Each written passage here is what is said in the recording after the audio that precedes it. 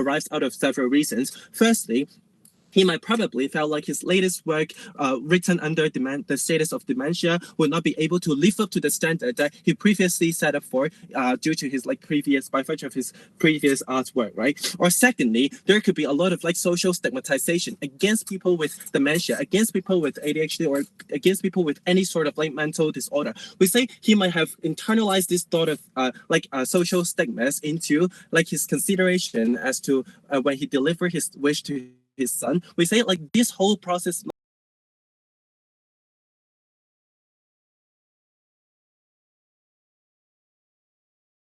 thirdly, due to commercialization and popularity calculus, you might think that, oh, this book might not be as popular or even tarnish my reputation at West. So we believe that there could be a lot of different reasons why he didn't want it to get published, not just because of the privacy reason, not just because of the legacy reason, but because of all of the above reason that he could not get control anyways because of, firstly, internalization of social stigma, and secondly, he felt like the quality was substandard, which might not be or even be a hidden gem to the readers because of the diversity and also neurodivergence of the minds that can create a totally different world to the readership that even results in a better popularity or a better commercialization of the book, or even create a better artistic art that people can reap benefits out of it. So next, I would like to talk about how it would, we don't regret it, and how it would positively bring benefits to the people, to the community of mental disorder. Firstly, its readers will actually be being so appreciative of the latest artwork of that book, until August, because the readers can also get to know the latest stage of their favorite author. They know that oh, they can actually they will show support for the author, and then it will act because it happens 10 years after, so it's like a memorial, and people can directly gain mental support from it. And even if it's not the very important argument, we say the academics will also be so useful for the contribution to the healthcare system and research and development. Why? Because people now then can, or even the professors, scholars can actually witness the changes in the going through in the minds of that person, of this very famous author, and to actually adopting the methods, for example, comparative literature, or even use his lived experience to analyze, oh, what's going on the people with dementia. And also thirdly, in terms of caretakers, those caretakers in society would no longer devalue the people with dementia. They still value it, because of the magnitude and the fame of this Nobel Prize writer. We can see oh, he's really that person can also with dementia, he can also produce that such of amazing work, or a very good work. People will no longer devalue people in the society, will not stigmatize them as a burden to society. Rather, there will be more reactions from the government, for example, revitalization program, social mobility program, to the people who have retired or aged population, etc. Or even fifthly, the MNC, the multinational companies could also see the values of it, more investment, and also more drive for positive changes in mental health care. We see even in the actor analysis of his son alone, we see there will be more R&D and resources allocated to this mental health program. Why? Because his son would then be pushed by his fans, the fans of his father, that he should allocate a certain amount of the profits that he gained out of this exploitation from his artwork, from the publication. And secondly, otherwise he will be blisteringly condemned if he did not do so. And thirdly, he might even be legally prosecuted. So we believe that the son have the incentive to actually bring that significant amount of money to the healthcare system, to the community center, to the NGOs, to help people, providing concrete and actual direct assistance to the people with dementia, people with dyslexia, and also ADHD, and also all sort of other mental disorder. Secondly, people will also get a new taste of what are neurodivergent people, and the society will generally advocate for a different ability instead of framing stigmatizing it as a disability. And thirdly, all the right to privacy is happen. People will actually, the critical mass will reflect on the criminal justice system, and even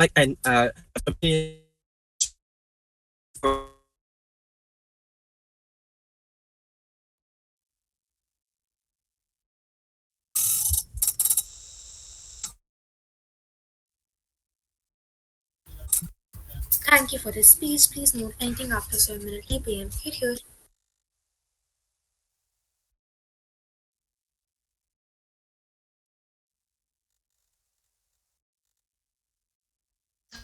Yeah, just give me 5 seconds.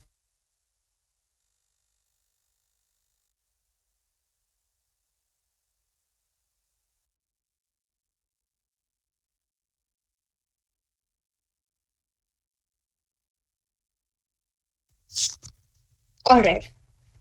Uh, I'll take a POI in the chat after the fifth minute, and I'll be starting my speech in three, two, one. The primary push I get from side opposition is that this is going to help people with mental health, and in the worst case, they don't care about privacy if it helps a lot of people, right? The first thing I'm going to then do is break down their main claim as to how it's like helps people and all the sorts of things, right? They tell you that this person with dementia wrote a certain book and therefore they can too. I think first off, the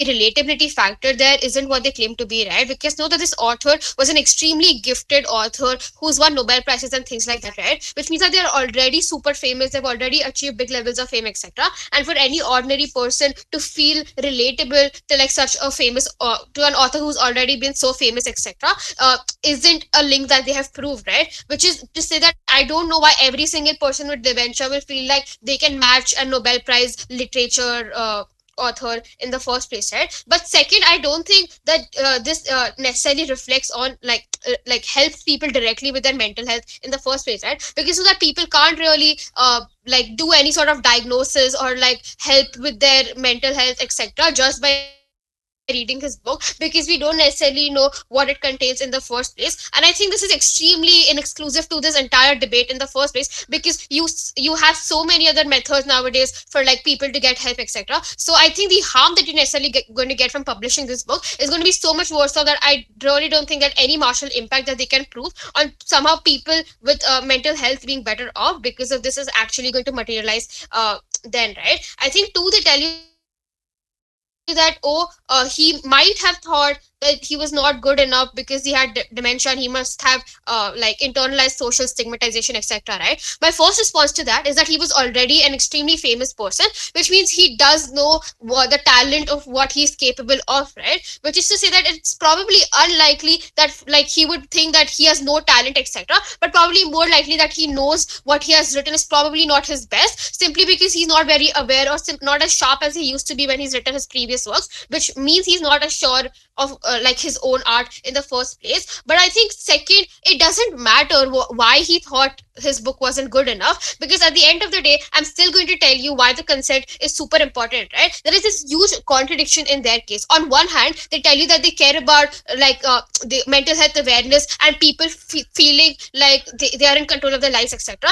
But on one hand, they tell you that this author's consent didn't really matter because he had dementia, and therefore it's okay to publish that, right? So you're literally telling me that because this author had dementia, you're probably not in control of the one of the biggest decisions of your lives to actually go ahead and publish this book, right? I think at that point I'm going to tell you why this consent is so important, but before that, sure, I'll take a POI. Sorry, exactly because like he internalized the thought that he doesn't think like this book is good enough for him to publish. Is exactly the problem we have to fix today. That bring empower people with dementia to actually self acknowledge their own efforts.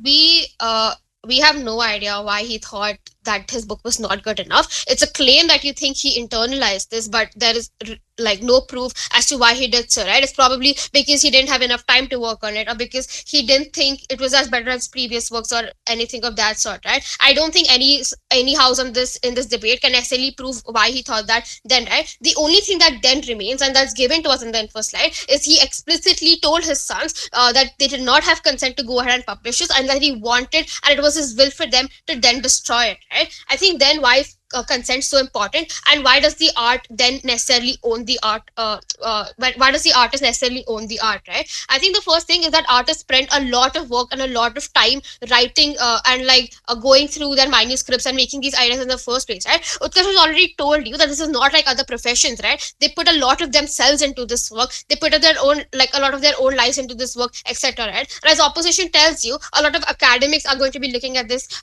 etc., right? I think even if in their best case people are not overly in criticism of this book simply because they know that this author is not was like didn't consent to publish this, etc.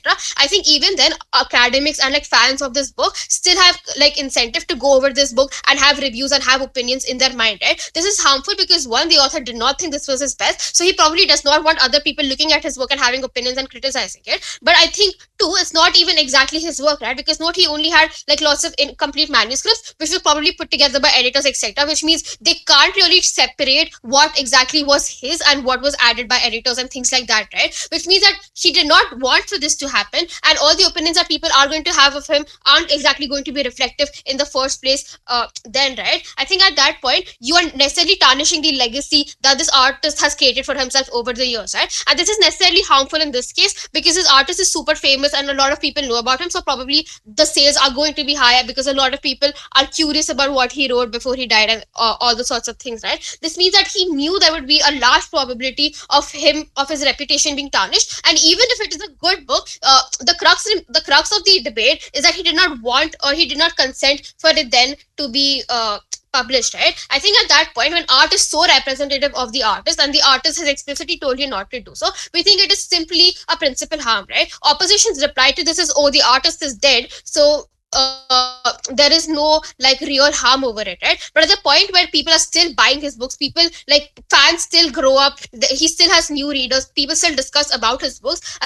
At the point where you're tarnishing that, you're probably tarnishing his life's work simply because that's not what he wanted in the first place, right? But I think then they want this legacy to move on, etc. I don't think this is exclusive. In fact, I think what is probably going to be truer to this artist is if someone else writes like something like a biography or like just does like more study on his life's work and things like that without like publishing a book in his own name, right? I think at that point you can probably still talk about all the good things that this artist did and how his literature was and or like all the work he did in his life, etc., without like publishing under his name when he explicitly asked you not to. This also gives you a way to like go ahead and remember the artist, etc., and all the support that opposition thinks is going to be so important to people then, right? I think therefore in this debate it's extremely important for them to tell me why this artist does not deserve consent over his own work, because it is a part of their own identity that they're sharing with the audience there. And insofar as they can't really prove to you any mental health exclusive benefits that people are going to get, and they assume the reasons why this artist didn't want to publish in the first place, I think Gov's already won. So yeah, what to propose.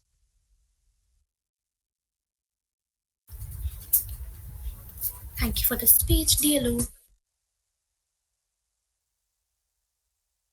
Just a second, yeah?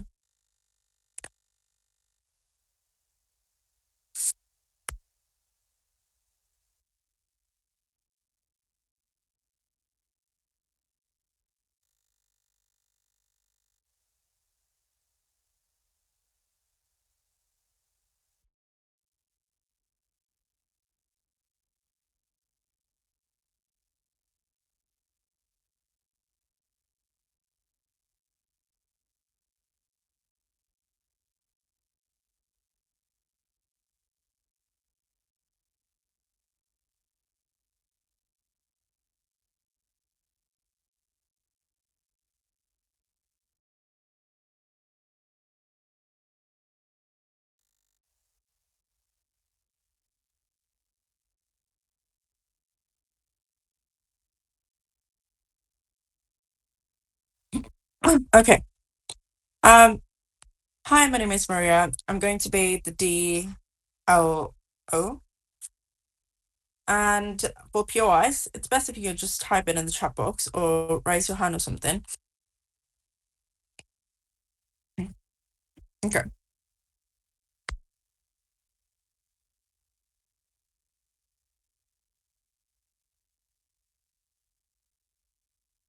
All right.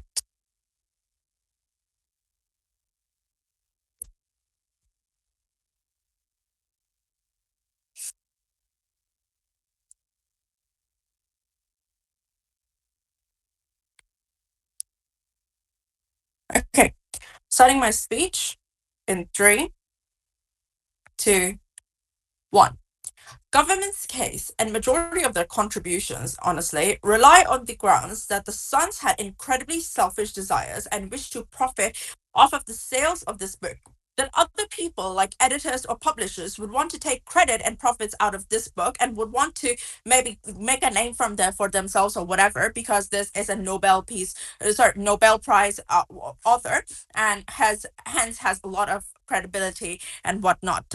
They their main case was that it would bring a shame to his work because of the fact that, because of this absurd assumption that the book was changed before it was published, and thus takes away the very essence or the very quality of the book, or the very honest work that it is truly the authentic work of this author.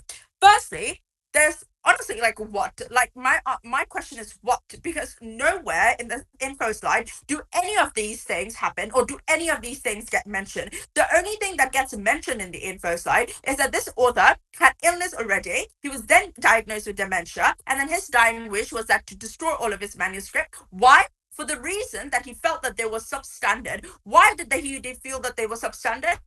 Well, Happy has already illustrated to you very, very thoroughly that the reason for this substandard belief was mainly shaped by the fact that he felt that him having this dementia, or him having this illness, would make it feel like, A, he was letting down his fans with a relatively poor quality of work, or B, individuals with dementia are not then able to keep up with things, or like not then able to have the stable memory or the stable flow of creativity and etc. And usually tend to be a bit more repetitive in the way that they think and the way of their speech, which would then be the reason for this substandard work. It's not like any of the things that come out in PM and DPM speech, which are honestly incredibly absurd. All right, but all right. And with that, honestly, most of that does not stand, because A, it's a huge assertion. B, there was no mechanism as to why that would even exist. And C, I would further elaborate why any of the things that, even if I bite the bullet and they do have like incredibly selfish desires, fans would still be able to hold the family accountable, and then thus the profit cannot go into the pockets of the family. But all right, let's first deal with the elephant of the room before I go into like majority of my other contributions, or sorry, my other extensions in this speech. The elephant of the room, and majority of the, like, pretty much don't. Let me bite the bullet and say, look, consent might have been affected in this case. Consent for this particular author was definitely, or might definitely have been affected in this case of like in this situation. However, yet at the same time, we can say that because this house regret motion, I also see that because like once this consent was violated, and everybody else can see, or all of his fans could see that this consent was thus violated, and because this person has such a huge amount of like influence in the literary realm, we can see that this amount of thing would then be easier to lead to better legal and structural structural infrastructures, which would lead to like an avoidance of such form of consent to be like taken away at the time of death. This would look like more importance placed on, like, for example, writing a clearer will, more importance placed on like writing clearer instructions as to what should be done with and what should be dealt with in terms of like IP, in terms of like intellectual property after the passing of someone and etc. In terms of like these type of things are not literally written in like black and white ink and etc. Right? I think these like, structural changes, because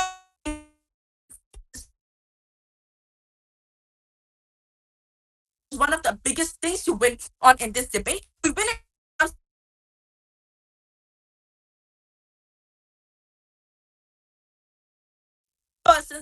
one person's sacrifice can benefit millions and billions of people, one for many, right? But also the organic change that comes out from our side would be the discourse and public discussion that would happen regarding the right? Or sorry, this individual's consent.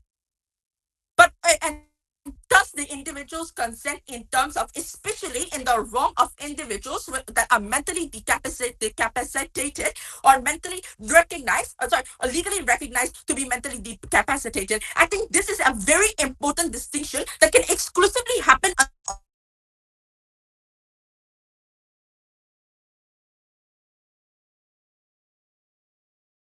with these individuals now who are already like kind of quite oppressed under the status quo with like legal protection on the fact that look, your work and etc. can still be protected regardless of like your mental issues, right? We will better refine the protections within the criminal justice system and the civil courts and etc. I think with that we already win on consent. Where even if I bite the bullet, I can tell you that at the end of the day, we can better get this form of we better get like this consent. But also, I think this individual died already, and so like no harm was actually done to the deceased, anyways. So like even if I'd be completely charitable to opposition, sorry, to government, I think we still win on the argument of consent. But moving on to some extension extending on happy speech, right? Number one, why we better help like dementia research and etc. They hit us on this argument, and now they hit us on like how dementia research is not going to happen.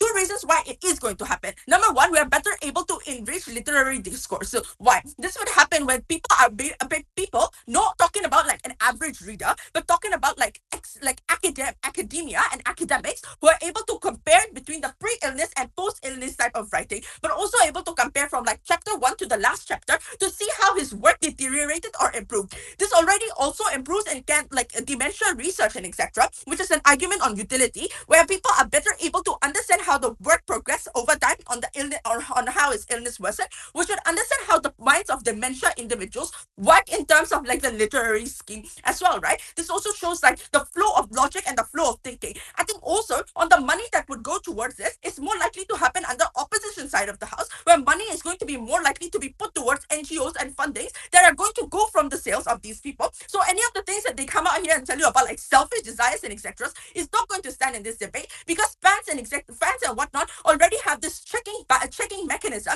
to ensure that the money does not go towards the private pockets, but rather goes towards NGOs and etc. I think relatability starts when this individual gets through dementia, but not instead of like the relatability pre-dementia work. With that, vote up. Thank you for that speech, Government Whip. Hi, can you hear me? Yes, you are audible. Great. At any time, if I am not audible, please let my teammates know. POIs via chat, or you can interrupt me as well. I will take you. But please do that after the 5th minute, preferably. Starting speech in 3, 2, 1. This opposition team's strategy is to make one person and his legacy suffer for the very speculative change that there might be mental health infrastructure change, that there might be a change in the way that people visualize intellectual property. I think this is incredibly far-fetched and unproven, but there's a very, very certain harm that you affect someone's legacy. There's a tremendously certain harm that you're exploiting their identity for generating money. Why is this true? First, when book sales are made, artists get paid on royalties on the book. This probably looks like if the book is selling for $6, an artist gets $1 in every book that is sold, which means that the money that is made is incremental and lifelong through the sale of a book, and this varies depending on different deals with authors, authors and like publication houses. What this necessarily means is that any money that is sold post the author's death does not go to this author, it goes to his sons. This is obviously bad, right? Because it wasn't his son's efforts that was invested into this book. It wasn't the brain power that this person that these sons used into them. But then they respond to this by saying that, oh look, people will somehow criticize these sons, and the sons will be forced to invest into charity and whatnot. First, I just don't think this is likely, because the books are still selling. If anything, I would flip opposition's argument and say that this book will probably be sold with the title that, oh look, this is the book that was sold when this author was in the last stage of their life, when this author was probably in dementia. I think this necessarily generates some sort of curiosity as to what this author's mindset is going to look like, and therefore that is going to be something that's going to propel more and more sales, which necessarily means is that you create like a shifting effect where you generate more attention to this book, you generate more money for the people who aren't this author. But what we also tell you is, at length, right, about how you lose control over the legacy that this particular author has. The two speakers before me have spoken to you about why this consent was so very important. I'm going to talk to you about the impact of this consent and respond to all of their ideas, right? I think the impact of the direct implication of this consent is necessarily legacy, right? And the author has to be able to be responsible about how the people view themselves throughout their work, because they've invested their time and savings into the kind of work that they've done. But then first speaker on op says that, oh look, you're probably going to have this book preserved in the form of a memoir or something. I'm not exactly sure why that is exclusive. I would rather posit that you can create a better memoir where you have which is what Dia explains to you, right? Where you have like a biography for the author, explaining all of their best works, explaining what they did, and creating a standard as to what exactly came out of this author's work. I want to first make a response to this mental health infrastructure argument and then discourse on intellectual property. They have two claims under mental health infrastructure. First is that there's probably dementia patients feel better, and second is that you create some sort of like comparative literature for clinical studies, etc., right? First, under dementia patients feeling better and inspired and whatnot, I have two responses to this. First, I just don't think this is entirely exclusive, because you have tremendous amounts of inspiration stories upon different people, upon different neurodivergent people, inspiring them to do better things and accomplish better content, right? Accomplish better standards, right? This looks like loads and loads of like social media content around autistic people, around encouraging and showing what they've done to be their best. This rather is not the case with this author, who clearly did not want this for themselves. But secondly, even if I don't convince you of this, notice how it isn't this particular author's burden to go ahead and say, to make the world a better place for other dementia patients, for other dementia patients. His just was to go ahead and create a better preserve their own reputation of a Nobel Prize deserving author, of an author who's giving loads of work and influenced society, right? Secondly, upon the creation of comparative literature, this makes fucking zero sense, right? Wait, I can. Okay, am I not audible? Uh, Wait. You're clearly audible. Okay, great. Yeah, I'll just take 10 more seconds. Okay. Comparative literature, then. This makes no sense for two reasons. First, I think if you want clinical studies and comparative literature, these happen with studying the impacts of dosages and like medical procedures upon patients, right? But secondly, if you want to go ahead and create effective like clinical studies and like sponsor and like have those, you do them through like testing upon massive number of people, not by reading one book by one author in some random continent that you really don't know. This like mental health infrastructure just doesn't make sense on their side. But also notice the quality of the change that they're talking about is so incredibly speculative, right? I have zero links to prove exactly why people will receive this book well. Like doctors will read this book and therefore they will make analysis about what actually goes through the minds of the dementia patient. If anything, this is a fictional book, right? I'm not exactly sure why you're able to create these stories. But next is like this last like one-liner on DLO, which was that, oh look, you're probably going to create more discourse on intellectual property, like writing a will, etc. I don't get their strategy here, right? They say that, oh, we will have this one person's legacy being tarnished. This one person hasn't written a will, therefore other people will write a will. I'm not exactly sure how this happens, but also I'm not exactly sure why this is likely to be successful, right? Or why a will is necessarily the answer. Notice this author has specifically specified that this book should not be published. The context side doesn't mention whether or not he has put this down on a will or not, which means that op can't simply assume that there was no will signifying it.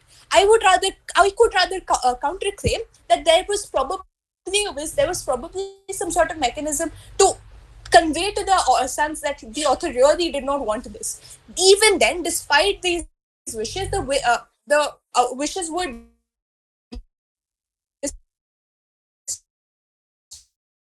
disregarded, right? respected. And those reasons, we think that like this discourse doesn't really come about through this one isolated instance, right? I think like op has far too much work to go ahead to go ahead and prove their arguments, right? The final thing that I want to talk about is just the importance of consent that we've spoken to you about. I think op's consistent criticism is that, oh, look, this is just one argument on consent, but notice how this is the most predominant argument, because this is literally everything that this artist works up to in their life. So for all those reasons, proud to propose. Thank you for that speech. Whip, you're here. Sorry, give me 30 seconds.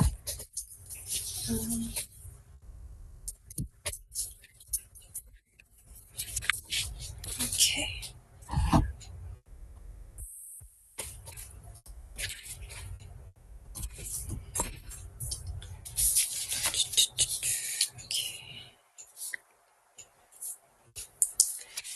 Okay, I will start my speech in 3. I prefer a POI if you raise your hand. I'll try to get by 5 something. Yes, okay. I'll start my speech in 3, 2, 1. The way government had portrayed this scenario is the publisher was dismantle this piece of art, change the core meaning. Sons are greedy and want the money for personal means. They're portraying such an uncharitable characterization and such an extreme case that is not a fair depiction of the actual scenario we are facing.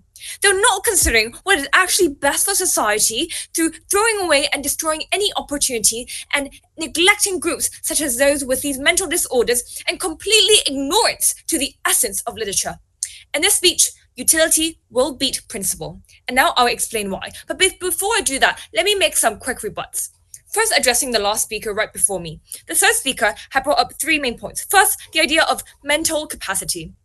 The mental health infrastructure is exclusive. No way on earth is it symmetric. Especially this debate deals with the interplay between literature and mental health, which is very rare and niche, which means people would not even talk about this had this event not happened in the first place. The second idea they talk about is, oh, the son will selfishly take all the profit and whatsoever as to society. Let me explain why. You said we haven't mechanized. Let me mech it again, just as how Happy Maria already did. He has the incentive because of 5 reasons. First, the pushback from the Marquise fan, where they will have a voice in this. Second, social media checks and balances. Third, cancel culture, as we have seen with many celebrity. Fourth, condemnation and personal guilt. And last, the legal prosecution that will also come into play when it's needed, when justice have not been done. The last one they talk about is the idea of, oh, literature. This one voice, we don't have to consider this one voice and it doesn't really impact much of a difference. That is completely untrue. One story, the power of a story that can hold, the power of one story can empower another, and you should not shun out one individual. You should not shun out voices, and closing out groups that have these voices and have these story is completely immoral for any human beings to do so. The first speaker, the first idea they talked about is the idea of respecting the day and the violation of consent and whatsoever. Yes, we have already dealt with this. Yes, we have acknowledged the idea of violation of consent. However, there's 2 folds that has to be considered in this debate. The first fold is the weight or the degree of this desire of this dead father. Second is the impacts of the utilitarian aspects.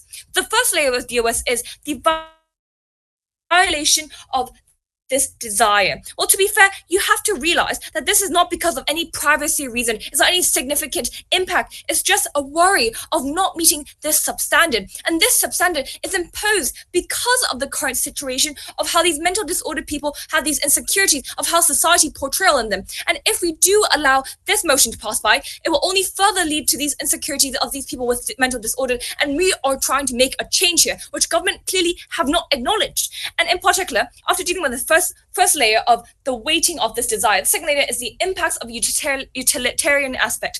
As mentioned before,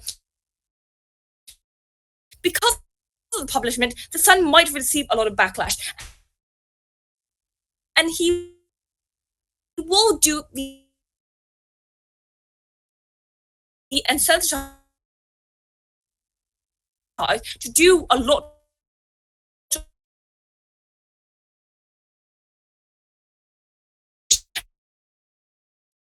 of good that the government is completely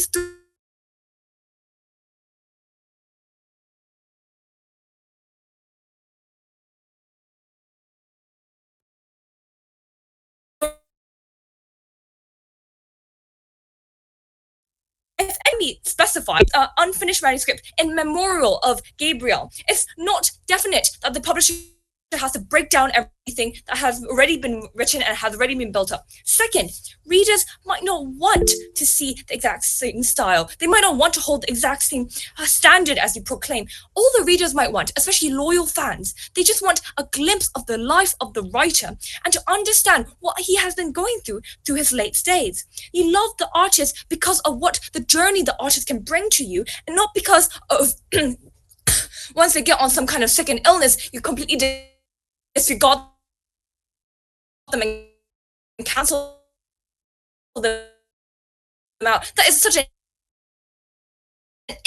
inhuman, in a pain in this dimensional state of his.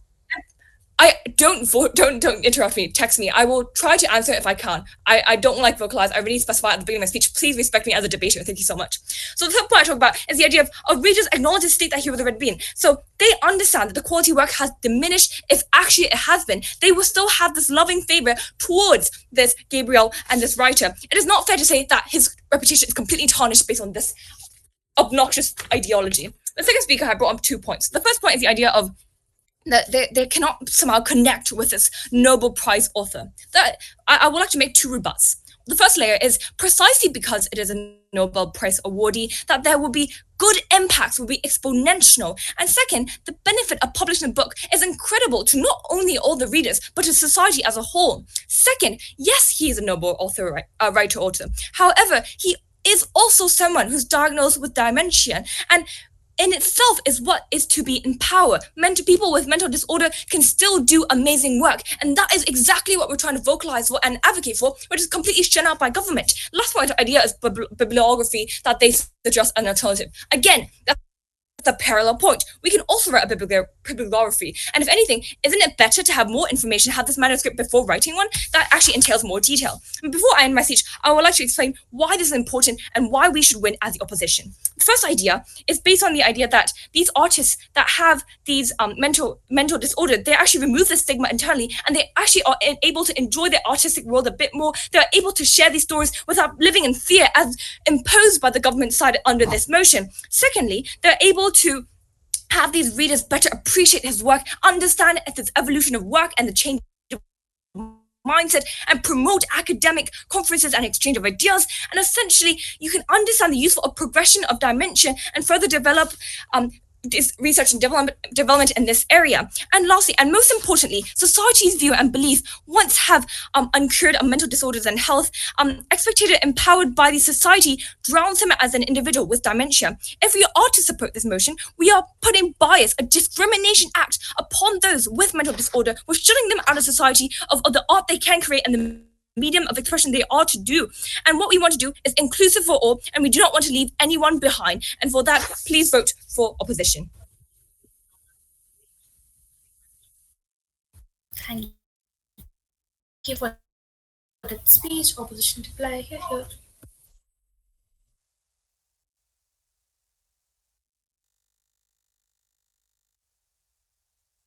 Just a second.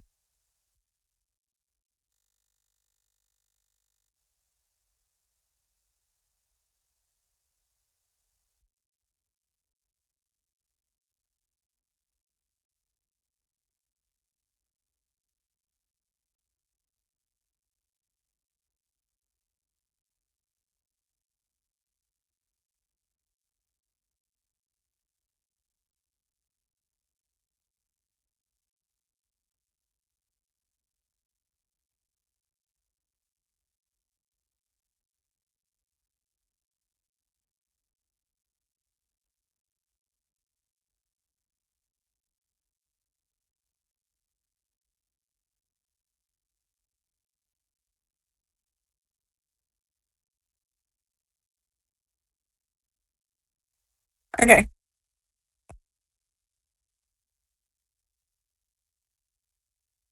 Oh, before I begin, if at any point you hear any background noises, it's my siblings. It's about dinner time, so it's going to be very noisy.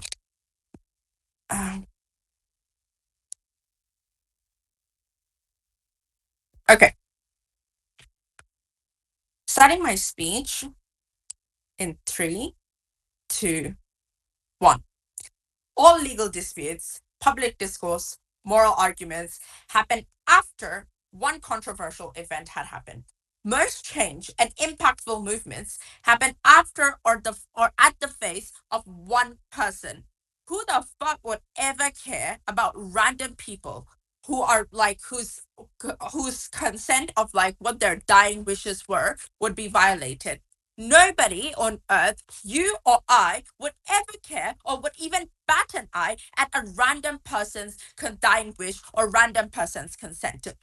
Even if there are 1 million people having the same problem, the change would never ever happen as that would have happened, or as that does happen under opposition side of the house with one Nobel author, because this one Nobel author would be on news headlines. It is not going to be those random 1 million people, because that is so much harder to materialize, so much harder to count. The change that this one author would make would be far more massive and far more significant than any other individuals or any other groups of people that could make, right? Completely takes out the entire whip speech. Just like how Black Lives Matter movements was mobilized to the greatest extent only after the death of George Floyd, would exactly apply in this same situation. One landmark case, one person, one significant story is all that it takes to make a change. All right.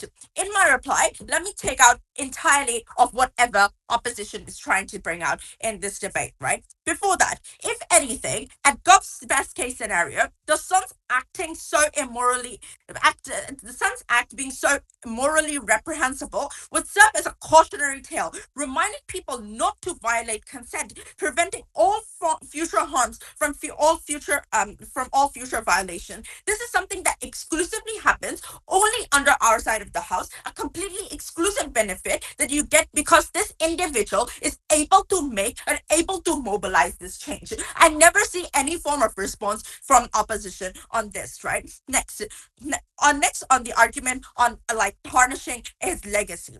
Look, you need to mention we never said that we are going to tarnish his legacy. Rather, the fact that we're better able to protect his legacy, right? Because now he's no longer like everybody knows that there was this book that was going to come out, and if he doesn't publish it, he would just look like he's scared, he's cowardice, and he does not want to publish his work. It's going to that in itself is going to tarnish his legacy. Not publishing a work, I think people and like an average individual person would be like sensible enough and appreciative enough that this individual's work is still up to a good standard, because he's still ultimately a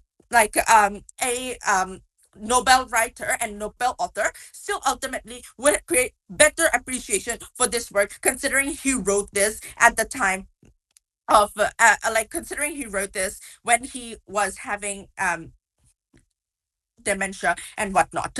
But next, let's talk about like how we under our side of the house, you better actually get a better allocation of the funds that you get from this, right? Because everything that comes out from their side is consent. Look, even if I concede to consent, I don't necessarily see how consent is going to outweigh all of the utility arguments that we tell you. Number one, on dementia research, even if we bite the bullet and say like, look, there are other forms of dementia research, I think dementia research in terms of like academic literacy is completely different from dementia research when it comes to all other forms of like clinical trials and etc. I think the importance and exclusive benefit that we get is incredible under our side of the house. But more importantly, in terms of relatability, we see that we get it better under our side of the house, because relatability starts when the individual is able to publish this book after the fact that he got dementia, but rather than before the fact that he got dementia. It is not about the fact that he was a Nobel writer before dementia, but rather the fact that he still managed to publish a book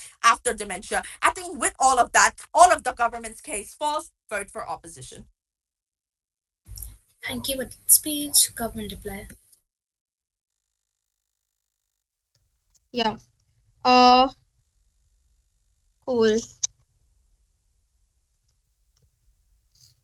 I'll be starting my speech in three, two, one. I don't think artists are utility machines whose only aim on earth is to generate utility and do the like create value for people at their own expense, right? I'll prove to you this later, and we've already told you this. But first off, their main claim, right? Realistically, the only push you get from opposition is one book, when published, is going to change the world. It's going to change legal structures, it's going to change social structures, and it's going to change mental health research somehow and create so many conferences. It's extremely unclear to me as to why that's going to happen when so many authors in this world already do have mental health issues, right? I think we've all, like, for some reason we've like accepted the best case in which mental health like is given any importance when dementia is actually a medical condition, right? So I'm unsure as to why in the first place this targets people with mental health problems. But two, because so many artists in the world do have mental health issues and have been publishing art about this and haven't gotten any change in billions of people, or like legal and social structures and governments change somehow. I'm unsure as to why this book will somehow achieve that, right? But two, because it is a medical issue, I don't know why it impacts mental health people on a scale of billions at all. But even then, I'm unsure as to why somehow, like Snigdha already points out, right? Doctors are going to read this and like somehow analyze these texts and all the sorts of things. When you do have a lot of like other research and artists who already exist, I'm unsure as to why any of this is exclusive, and how this one person is somehow going to be such a big story when already there are millions and billions of people, including extremely famous artists and Nobel Prize winning artists, and there hasn't been a change in literal millions and a book that changes the world and all the sorts of things, right? I think that all the utility that they claim that takes over a principle does not exist in the first place, because they don't ever materialize how they're suddenly going to get so much research and all the sorts of things, right? And that all that they tell you about, oh, the money that they earn from this goes to all this research, etc., and the etc. in the first place. One, even if the sons are somehow great and like somehow manage to like fund any sort of NGOs, etc. I'm unsure as to why this is going to be exactly what they claim, like is this going to go towards. But to even then, I don't think the artist has consented to sort of making money off of this in the first place, right? We think that argument is precursory to everything that is being said, and that is why consent is so important, right? They tell you that it's not important because, oh, it's one person and he's dead anyway, so it doesn't matter, right? At the point where we've told you already how much work this person has put into their lives, they've already had such a tough life because they've had to deal with dementia. You're now telling me that there's like two binaries on them, right? On one hand, people with such issues should feel so confident and should feel like they have their life in control and like should like be in control of all of that. But on the other hand, somehow this artist somehow they are okay to assume that this artist was feeling insecure and all those sorts of things, right? I think at the point where you yourself are assuming what this artist was feeling, you're deeming him incapable of making big life decisions on his own, right? At the point where you're treating artists in your society as like utility making machines and like trying to like ignore their consent simply to like somehow provide some value, I don't think this is principally okay, simply because you're using the artists in ways that they don't want to expose themselves, right? Especially when people are so vulnerable and like you are trying to protect these people, but at the same time you're also going ahead and exposing an artist's work who has the same condition, who doesn't want it. I think this is the biggest contradiction in ops case, and that is why they lose in the first place, right? But I think lastly then they have absolutely no positive impact, because all the things they say about academic conferences and legal structures changing, I don't think that ever materializes, because just historically that there are a lot of barriers and this is extremely inexclusive. I don't think a fictional book is going to change the world, and I think insofar as that's true, it's probably better to like preserve artist wishes in the world in the first place. So yeah, proud to oppose. Thank you for that speech. With this, we come to the end of this debate. Both the teams can vote to shake their hands. Can the trainee please DM me their verdict on the Discord, and I'll need the vetoed motion from both the teams. Government, what motion did you veto? One. Sorry. Vetoed second motion, I think. Yeah. Cool. I'm assuming opposition vetoed the third motion. Can someone confirm? Yeah, we vetoed the third motion. Cool. We'll just start with you in 7 minutes. Thank you.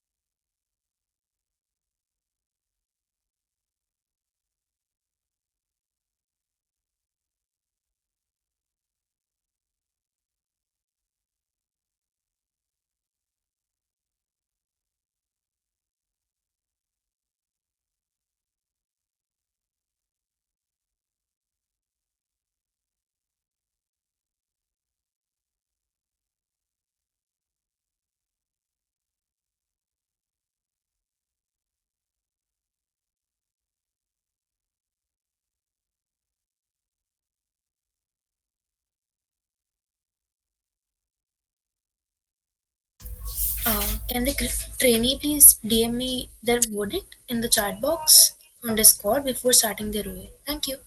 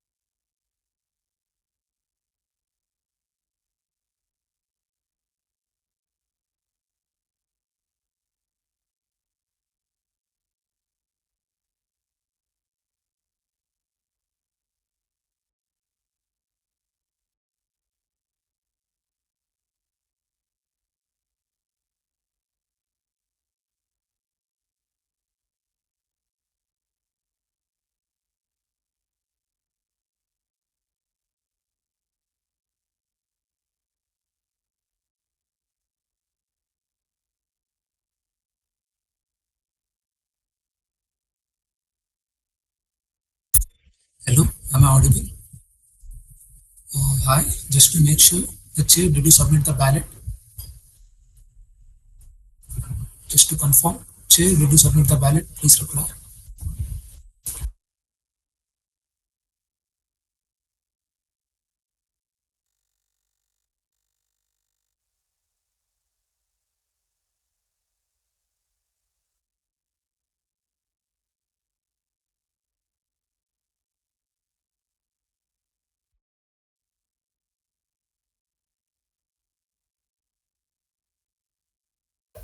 Hi, I have filled the ballots.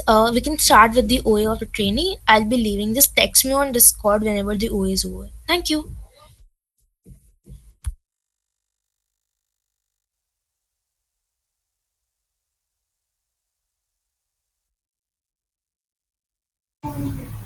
Hello. Am I audible? Can someone confirm that I'm audible? Yes, sir, you are audible. Okay. So the structure of my OA is I'm going to give a case comparative and then give the mitigations of both the sides and then give the verdict of which house had a which house argument stood better given the context. Uh, so we can start with the government's arguments. They started with the first argument, which the PM said it was about the human value and how even death row inmates are given the chance. Death row inmates' wishes are even respected, and why such a person's wishes should not be respected. And privacy needs to be respected, and how this was an act that was non-consensual in nature, and how this caused a lack of control on the author's part. Uh, then the government brings out about how this can be due to the exploitation of the money, and how the children and the editors can be using this as a ploy to get money, from money or fame, from the author's abilities. Then the government speaks about how this is an incomplete art, and how this is affecting the author's feelings, and how an author puts their entire self while creating an art, and how this doesn't actually respect the author's feeling, because the author himself feels that this doesn't 100% represent his feelings on the matter, and how editors can actually change certain parts, and when a person of his level would tend to keep things perfect. And they explain how this is going to leave a really bad last impression on the audience, and how the author himself didn't want in his own opinion, that he didn't want to have an opinion on this matter, and how he's still going to get criticized for this.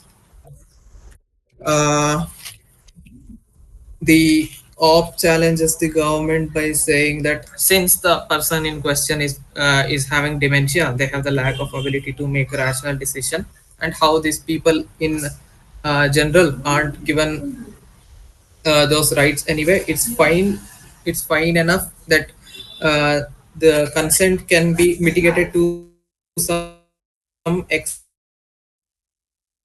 and they felt that it wasn't his best decision. And also they gave the utilitarian argument about how this is going to change the existing legal structure, and how this is going to cause a revolution in society, and how it will actually further help millions of other people.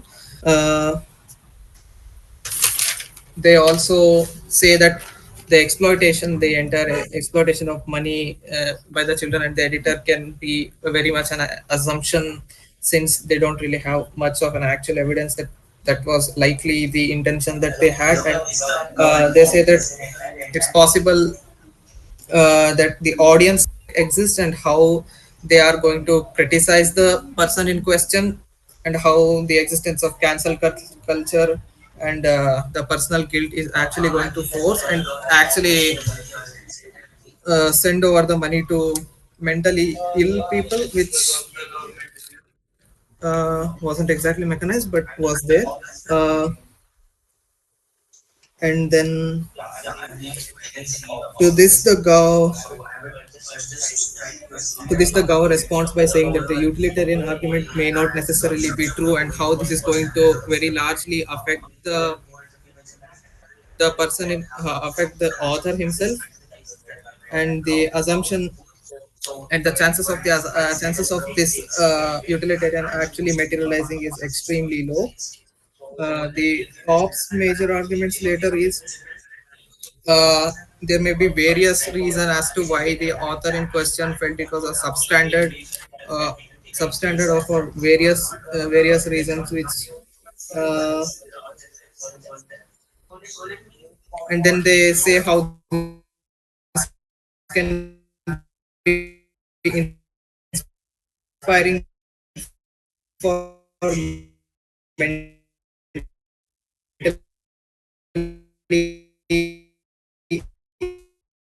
ill people, and also how they are going to with these people. So there's the uh, motivation factor, since the person in question was already extremely famous. But it also says that the normal and then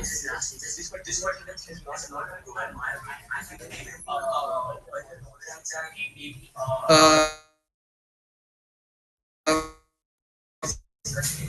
and then the opposition has another major point. This utilitarian argument for legacy being tarnished to be a way to create further systems where this won't happen.